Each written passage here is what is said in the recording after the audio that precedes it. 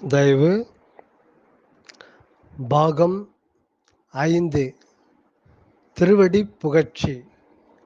திருவடி புகழ்ச்சி திருவருட்பா முதல் திருமுறை. மூலமும் உரையும். உரைவிளக்கம் அருளியவர் அனகன் தயாநிதி சுவாமி சரவணானந்தா, திண்டுக்கல். திருச்சிற்றம்பலம். அருட்பெருஞ்சோதி அருட்பெருஞ்சோதி தனிப்பெரும் கருணை அருட்பெருஞ்சோதி. வரி 9. பரவியோமம் பரமசோதிமயம் விபுலம் பரம்பரம் அனந்தம் அசலம். பரவியோமம் பரமசோதிமயம் விபுலம் பரம்பரம் அனந்தம் அசலம். முதலில் பரவியோமம். வெளிநிரம்பிய ஆகாசம் கடவுளின் பேருருவாக கொள்ளுவர். வெளிநிரம்பிய ஆகாசம் கடவுள் பேருருவாக கொள்ளுவர். மனிதனின் உடல் வெளிநிறைந்து ஆகாயம் இருத்தலின், மனிதனின் உடல் வெளிநிறைந்து ஆகாயம் இருத்தலின் இந்த உடம்பே காயம் எனப்படும். கடவுள் பரமாகாச வடிவினர் என்பதும் பொருத்தமே. மேற்படி வெளிநிறை ஆகாசத்தில் விளங்கிக் கொண்டிருப்பது ஓம். இது வி என்னும் அருள் உண்மையை அகத்தும், அம் என்னும் ஒளி வண்ணத்தை புறத்தும் கொண்டதாய் கூடி வி ஓம் அம் வியோமம் என்றாகியுள்ளதாம். இது முக்கியம். வியோமம் என்பதற்கு என்ன பொருள் என்பதை சுவாமிகள் இங்கு விளக்குகின்றார். அகண்ட வெளிநிறை ஆகாசத்தில் விளங்கிக் கொண்டிருப்பது ஓம் ஒளியாகும். இது வி என்னும் அருள் உண்மையை அகத்தும். இந்த ஓம் என்பது வி என்னும் அருள் ஒளி. வி என்றாலே அருள் ஒளி. இந்த வி என்னும் அருள் ஒளி உண்மையை அகத்தும், அருள் உண்மையை அகத்தும், அம் என்னும் ஒளி வண்ணத்தை புறத்தும் கொண்டதாய் வி ஓம் அம் வியோமம் என்றாகி உள்ளதாம். ஓம் என்ற பிரணவத்துக்கு அகத்திலே வி என்கின்ற அருள் உண்மையும், ஓம் என்ற பிரணவத்திற்கு புறத்தே அம் என்ற ஒளி வண்ணத்தையும் கொண்டுள்ளது வியோமம் ஆகும். இதனால் நம் பரன் பேருருவம் பர வியோமமாக குறிக்கப்படுகின்றது. பரன் சக்தியாகிய பறையை வியோம ரூபிணி என்கின்றனர். அடுத்து பரம ஜோதிமயம். அந்த கடவுளின் பிறவாயாக்கை பேருருவம் ஜோதிமயம் என்பது உண்மையாம். இந்த ஜோதி உலகம் அறிந்த எந்த ஒளியை போலும் அல்லாது தோற்றரிதாய் என்றும் பூரணமாய் நிரம்பி இருந்து கொண்டு அகல் வான்வெளியில் கோடி கோடியான ஜோதி கோலங்களை தோற்றுவித்து விளங்கச் செய்து கொண்டிருக்கின்றதாம். இதனால் ஆண்டவரின் பரம ஜோதிமயமான பேருருவம் கருதுதற்கு அரியதாம். இது முக்கியம், மீண்டும் கவனிப்போம். பரம ஜோதிமயம் என்றால் என்ன? அந்த கடவுளின் பிறவாயாக்கை பேருருவம் ஜோதிமயம் என்பது உண்மையாம். இந்த ஜோதி உலகம் அறிந்த எந்த ஒரு ஒளியை போலும் அல்லாது தோற்றரிதாய், அதாவது கண்ணால் காண முடியாதபடி என்றும் எங்கும் பூரணமாய் நிரம்பி இருந்து கொண்டு அகண்ட ஆகாச வான்வெளியில் கோடி கோடியான ஜோதி கோலங்களை தோற்றுவித்து விளங்கச் செய்து கொண்டிருக்கின்றதாம். இதனால் ஆண்டவரின் பரம ஜோதிமயமான பேர் உருவம் கருதுதற்கு அரியதாம், அதாவது எண்ணுதற்கு கூடாதாம். அடுத்து விபுலம். விபுலம் என்றால் என்ன? புறத்தில் நிறைவுடையதாய் இருப்பதும் அகத்தில் புலம் என்னும் அறிவுக்கு அறிவாய் இருந்து உணர்த்துகின்றதும் ஆகிய நம் அருட்பெரும் ஜோதியே இதனால் குறிக்கப்படுகின்றது. விபு, விஷ்ணு, விண்டு என்பன எல்லாமும் நிறைவு பொருளை சுட்டுவனவே ஆகும். அடுத்து பரம்பரம். பரம்பரம் என்றால் என்ன? இது பரம் பிளஸ் பரம் என இரட்டை கிளவியாய் கொள்ளுவதை விட பர பிளஸ் அம்பரம், பரம்பரம் என பிரித்து பொருள் காணின் உயர் அனுபவம் பெறலாம். பரம்பரத்தை கடவுளர் கடவுள் என்று கொள்ளின் உண்மை இல்லாமல் இல்லை. ஆனால் பர என்பதை நம் அக சிதம்பரத்தை மேலான சிறப்புமிக்க ஓம் சுருங்கிய ஓம் சுருங்கும்போது என ஆகும். ஓம் சுருங்கிய சேர்ந்த பரமாக கொண்டு சுத்த சன்மார்க்க அனுபவம் பெறலாம். எனவே பரம் நம் சிற்றபா சிதம்பரத்தை காட்டி அங்கு காணும் காட்சியோடு உத்தர ஞான சிதம்பர சித்தியை நல்குவதாய் ஏற்றுக்கொள்ளலாம். அடுத்து அனந்தம். அனந்தம் என்றால் என்ன? அந்தம் என்றால் முடிவு, அந்தம் என்றால் முடிவு இல்லாதது என்றாயது, எண்ணற்றது, பலவாயது என்றெல்லாம் பொருளாகும். நம் ஏகநாயகன் தானே வெளிப்பிரபஞ்சம் எங்கனும் அநேகா வண்ணமாய் தோற்றிக்கொண்டிருத்தல் குறிப்பது இந்த அனந்த இயல் விளக்கம். அடுத்து அசலம். இது மிக முக்கியம். அசலம் என்றால் என்ன?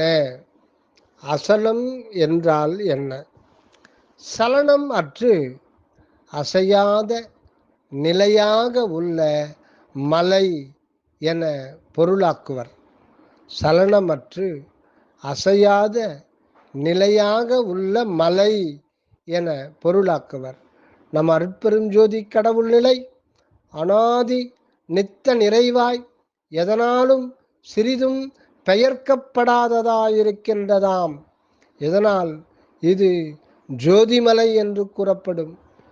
இது என்றும் நிலைகுலையாதிருக்க அனந்த வண்ண பிரபஞ்சமெல்லாம் தோன்றியும் மாறுபட்டு சிதைந்து அழிந்தும் கொண்டிருக்கின்றனவாம். இந்த புறத்தோற்றங்களால் விளைவுகளால் அது அதன் அளவில் இயல்பில் கொஞ்சமும் குறைந்து போவதே இல்லை. யாவும் அழிந்து ஒடுங்கிய போதும் நம் பதிநிலையில் சேர்க்கையோ கூடுதலோ ஆகிவிடுகின்றதும் இல்லையாம். இப்படி வெள்ளிடை மலை என இருக்கும் கடவுட் ஜோதி நிலை கண்ணுக்கோ மனக்கண்ணுக்கோ பிற கருவிகட்கோ சிறிதும் புலனாவதே இல்லையாம். என்ன ஒரு வியப்பு, என்ன ஒரு வியப்பு. அடுத்து வரி 10. பரமலோகாதிக்க நித்திய சாம்ராஜ்யம் பரபதம் பரமசூஷ்மம் பரமலோகாதிக்க நித்திய சாம்ராஜ்யம் பரபதம் பரமசூஷ்மம். பரமலோக ஆதிக்கம், பரமலோக ஆதிக்கம். மா பிரபஞ்சமே பரமலோகமாக அனைத்து உலகங்களாக கொள்ளப்படும். இந்த முழு பிரபஞ்சத்தின் எல்லா உலகுயிர் பொருள்களையும் படைத்து தன் ஆணையால் சிறிதும் தடைபடாது ஆண்டு வருகின்றவர் நம் அருட்ஜோதி அம்பலத்தரசர். இவருடைய அருள் ஆதிக்கம் அல்லது அருள் ஆட்சித்தான் எங்கும் நடக்கின்றது. இதுவே பரமலோக ஆதிக்கமாகும். அடுத்து நித்திய சாம்ராஜ்யம். ஆண்டவருடைய அருட்பேராட்சி என்றென்றும் நீதிமுறை தவறாது நடந்து வருகின்றதாம். இவரும் நித்தியர் ஆதலின் இவரது பேரரசும் நித்தியமே ஆகும். இவ்வுலக வரலாற்றில் கண்ட சாம்ராஜ்யங்களும் அவற்றை ஆண்ட பேரரசுகளும் அனித்தியமானவை, அழிந்து ஒழிந்து போனவைகளே ஆகும்.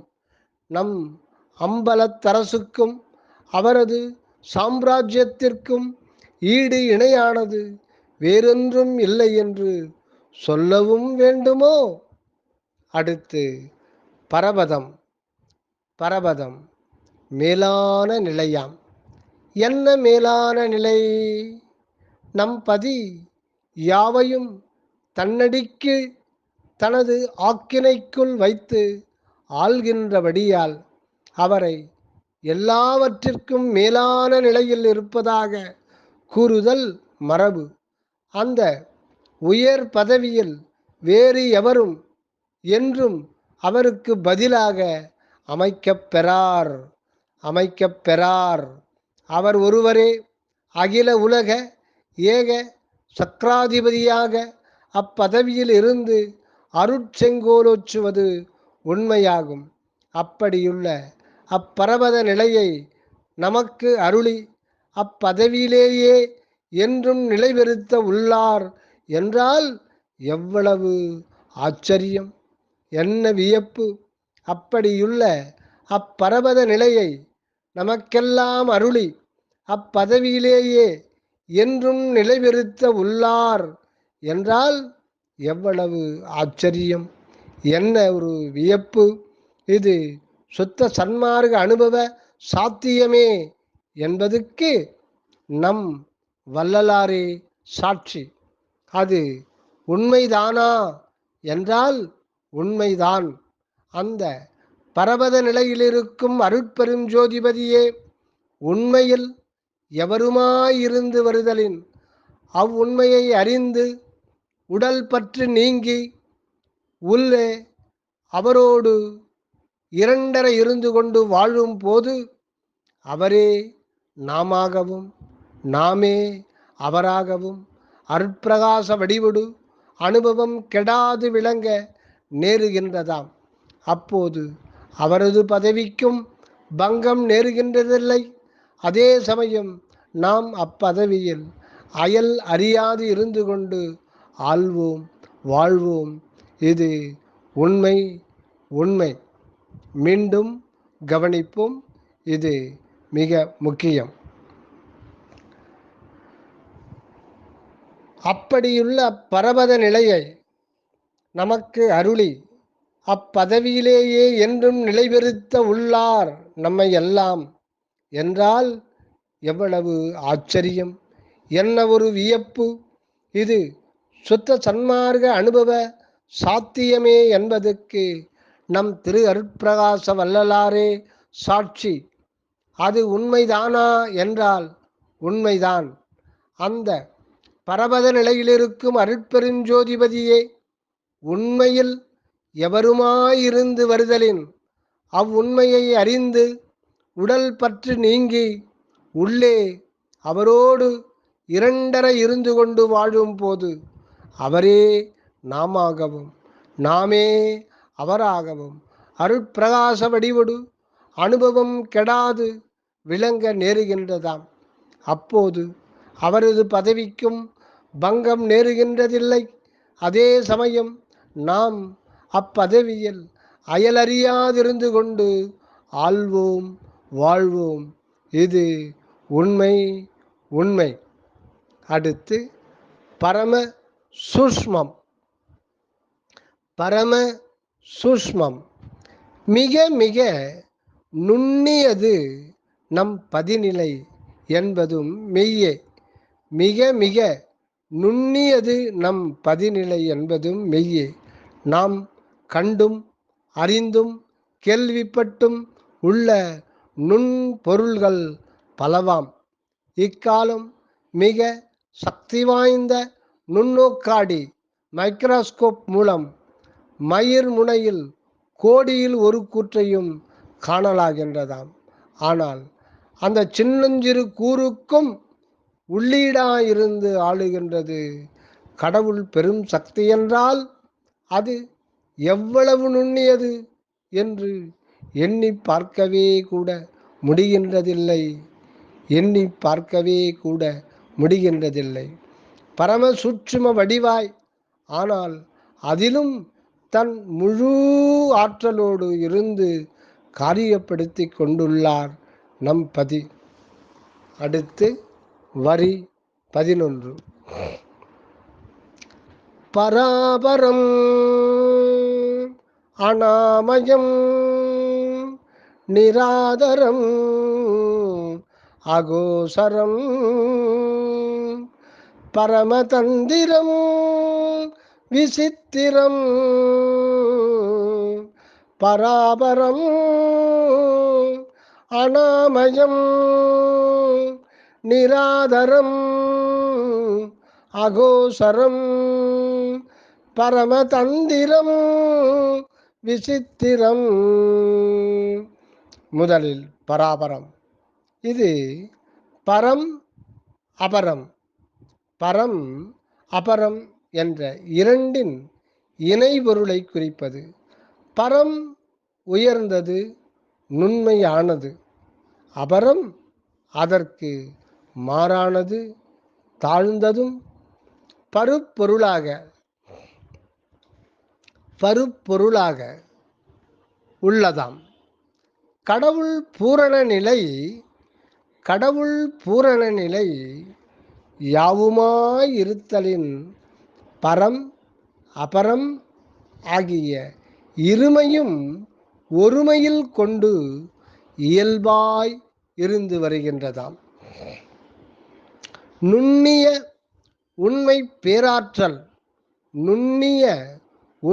பேராற்றல் நித்தியமாய் பரமாய் அகமிருந்து ஆல புற தேகாதி பிரபஞ்சம் அனித்திய தோற்றமாய் மாற்றமுற்று கொண்டே இருப்பது அபர நிலையாம்.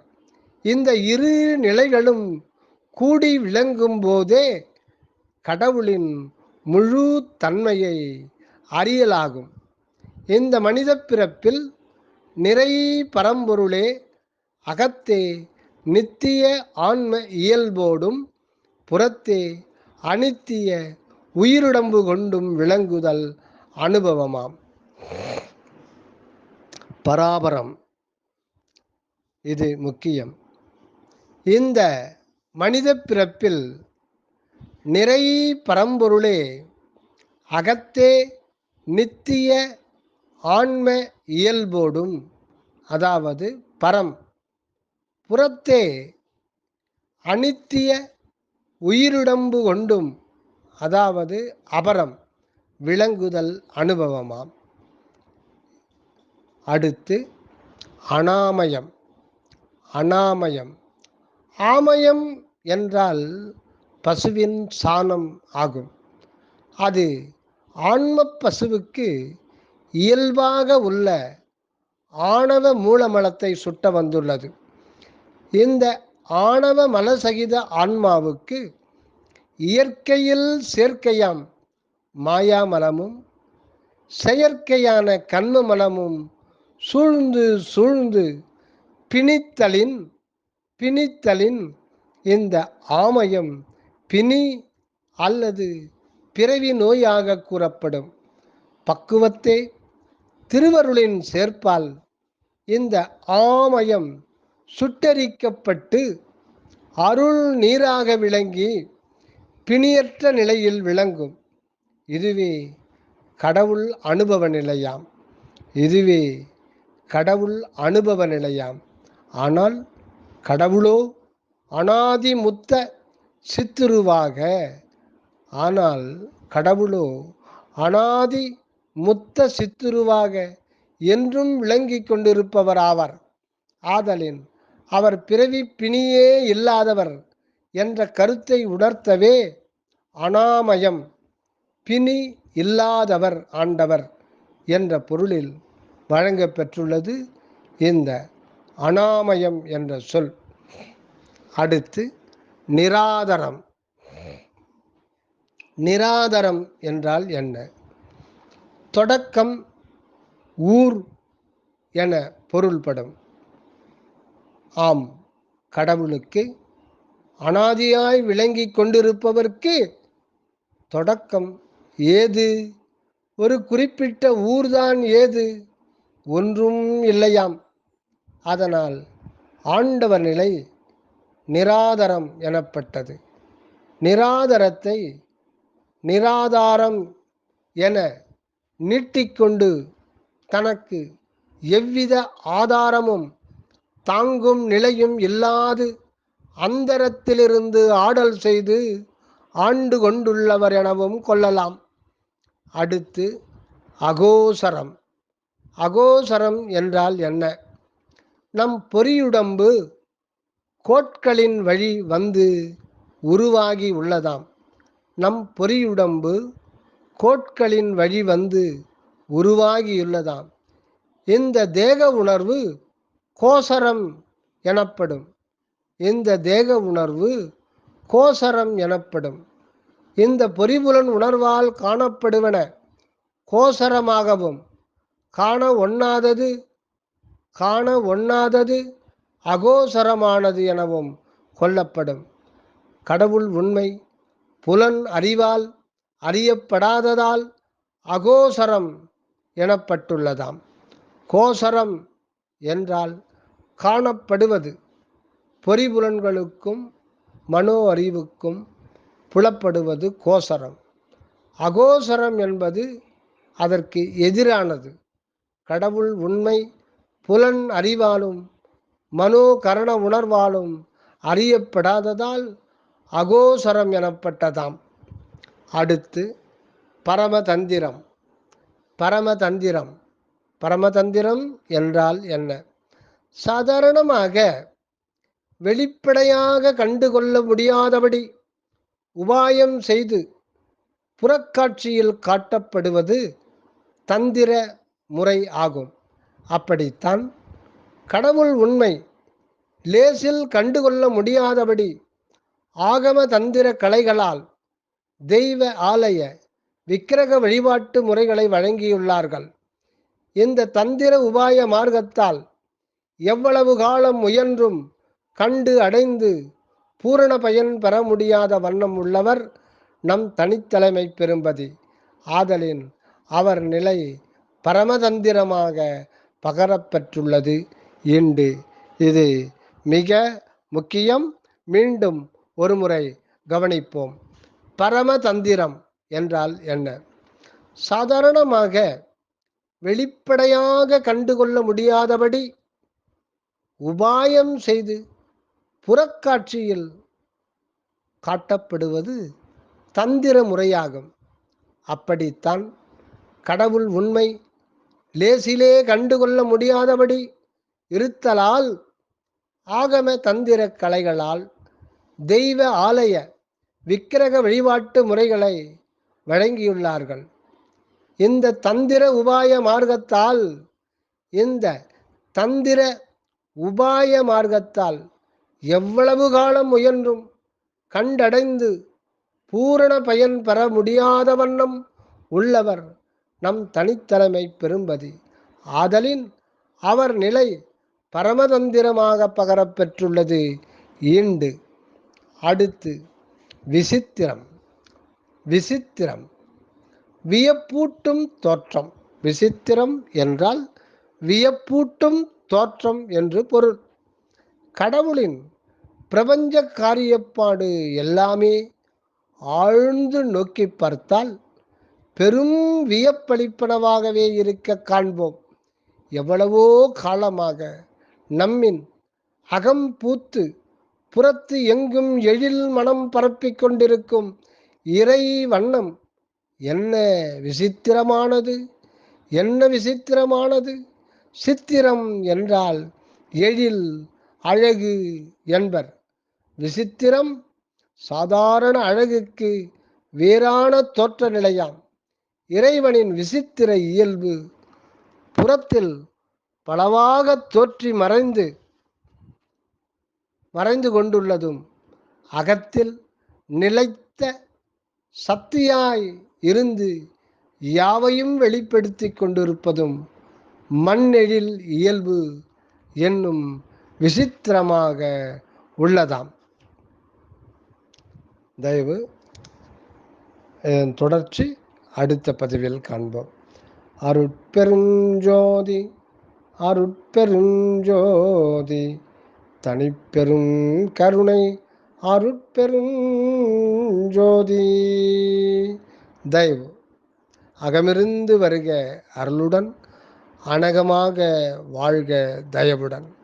நித்திய நிலையான ஆன்ம அகம்பற்றினில் சத்திய பதியான அருட்ஜோதியோடு உரு சுத்த தயவு செயலாக எதையுமே செய். ஆன்மாவை அறிந்து கொள்வோம், ஆனந்தமாக வாழ்வோம். தயவு.